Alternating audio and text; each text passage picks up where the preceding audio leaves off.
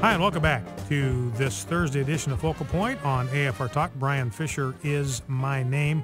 Great to have you in the conversation. Listen to Focal Point, home of muscular Christianity on Conservative Talk Radio, which must explain because we are so muscular around here. One look at Rob Gardner, you are looking at the definition of muscularity. That must be the reason why we are opposed to the government-directed involuntary redistribution of wealth.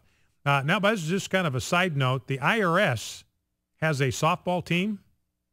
They were supposed to play the softball team from John Cornyn's senatorial office on Friday. That is tomorrow. They have canceled the game. Apparently, they have asked for an extension. Ha ha, that's a little IRS funny. So the IRS team, they're canceling their softball games. They don't want to be seen anywhere in public. And you know what the name of the IRS team is?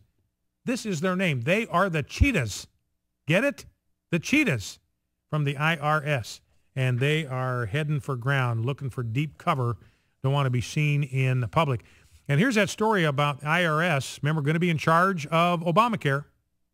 They're the enforcers of Obamacare. You're going to have to cough up your medical information. Your private medical information is going to be coughed up to the IRS. The IRS is going to have your private medical information, and they in turn are going to give your private financial information to Health and Human Services. Now, here's a story about IRS denying tax-exempt status to pro-lifers on behalf of Planned Parenthood. This is from the Washington Examiner, Joel Gerke.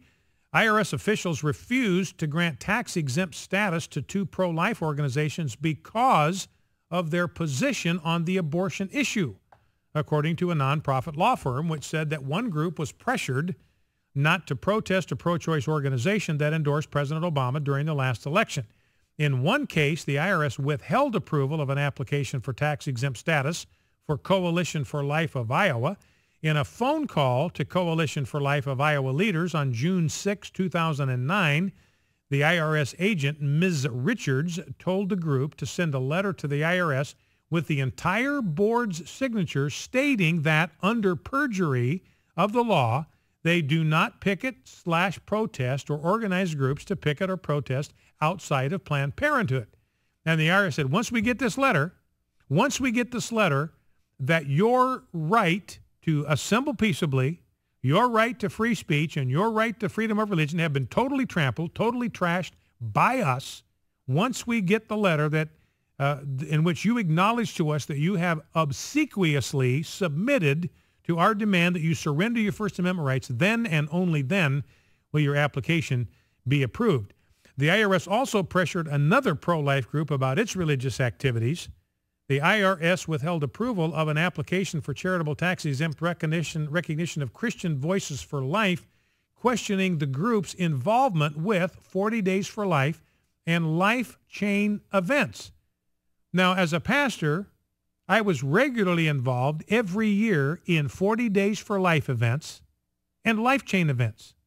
There's nothing political about these whatsoever. In a Life Chain, we all gather on a Sunday afternoon. You get people from all over your community, and we surround a block in a major area of traffic. In our city was Boise, and we would all hold signs that advocated for the sanctity of human life. That's all it was. It was silent.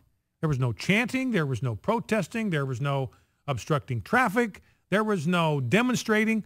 It was good people, good-hearted people who cared about unborn babies standing on a sidewalk in a heavily trafficked part of town with pro-life signs. That's it. That's what the Life Chain is. You do that for 2 hours, and then you go home. Do that once a year. That's the Life Chain. Did that every year and had our people in our church doing that every year. The other one is 40 Days for Life. Now, 40 Days for Life, you just pick a local abortion clinic, and you just go down there and you pray. You stand on the sidewalk. You don't stand on their private property. You stand on the sidewalk on public property. You're very polite to passersby and all that kind of thing, and you just pray. You spend an hour in prayer for what goes on in that abortion clinic. And I had our church do that. We would staff for the 40 Days for Life. We'd pick one night every week. So we'd have 6 or 7 nights over the course of that campaign where people from our church would go, and we would stand in front of the Planned Parenthood clinic in Boise, and we would simply pray. We would hold signs that advocated for the sanctity of life, and then we would pray. It wasn't political at all. We were just there to pray on behalf of the sanctity of life. But the IRS hassled this group because they got involved in absolutely innocuous events like that. And it turns out that the IRS executive that was in charge of these tax-exempt department, the department that's responsible to review these, big-time Obama donor, number one, and received more than $42,000 in bonuses over 3 years. Over the course of 3 years, she got paid $740,931. She got paid $740,931 over 3 years to harass conservative, pro-life, and religious groups.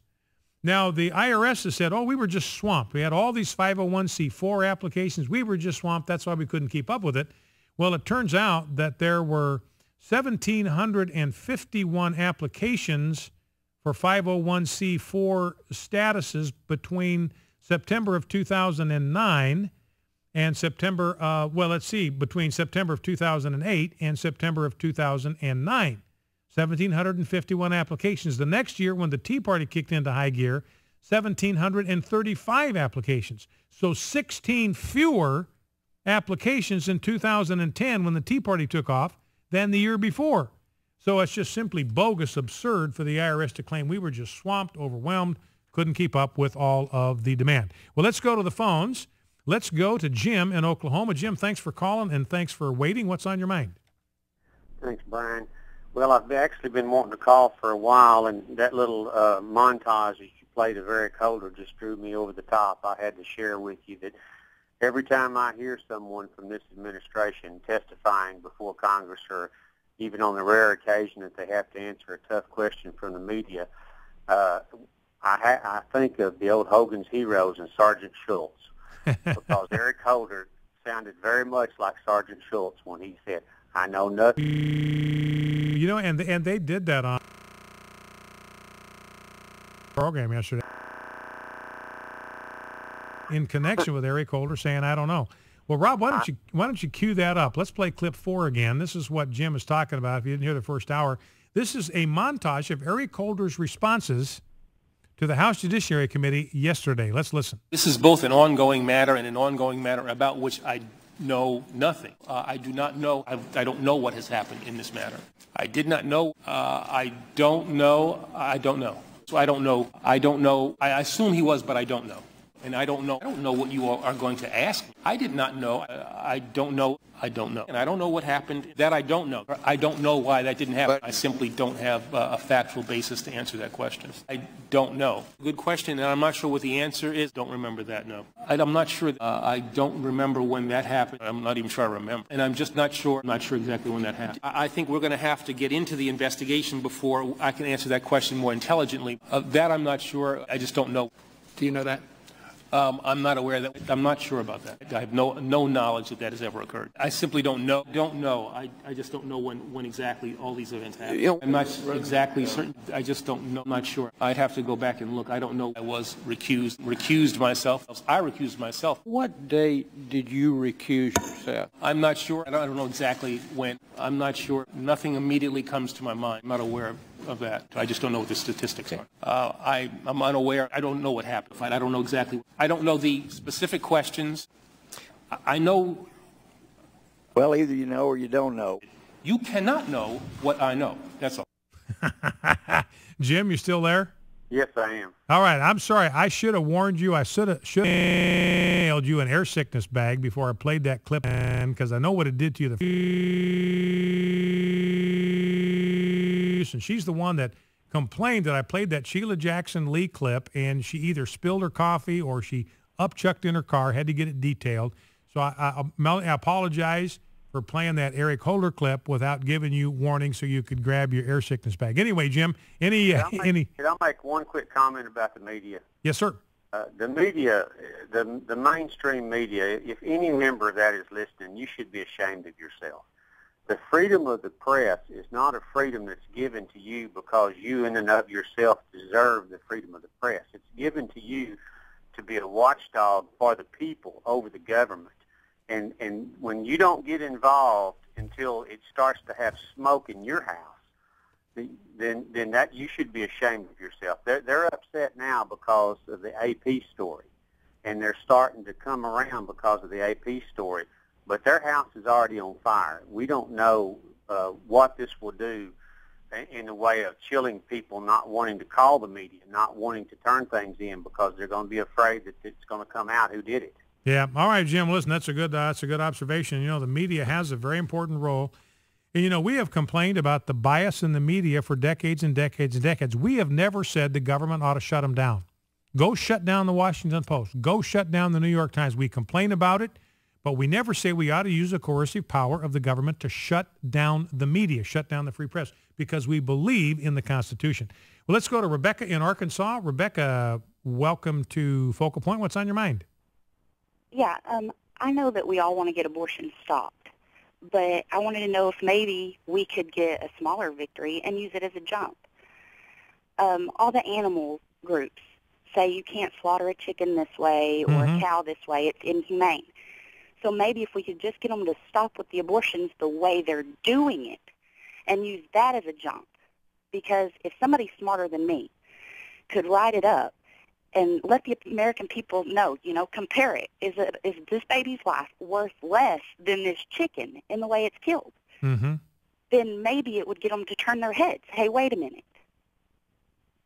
Well, you know, and it is interesting. You look at the animal rights groups, and you know, Rebecca's talking about the animal rights groups, and you know, they will publish gruesome pictures of how chickens are housed and treated, and goats and calves to get veal and all that.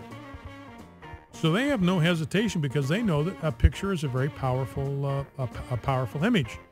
And yet when pro-lifers do it, then they just get all freaked out. When we show pictures of what abortion does to babies, they get all freaked out. So the reality is, you know, Rebecca's point's a good one. You know, whether her suggestion is something that we could practically implement or not, you know, I don't know. But, you know, clearly when you look at the way that the left-wing media gives a pass and even supports the animal rights people trying to protect animals that are actually born and living, and you look at what the pro-lifers are trying to do to protect babies, it's clear that they place a much higher value, animal rights people and the media, a much higher value on animal life than they do on human life. Focal Point, AFR Talk, back in 2.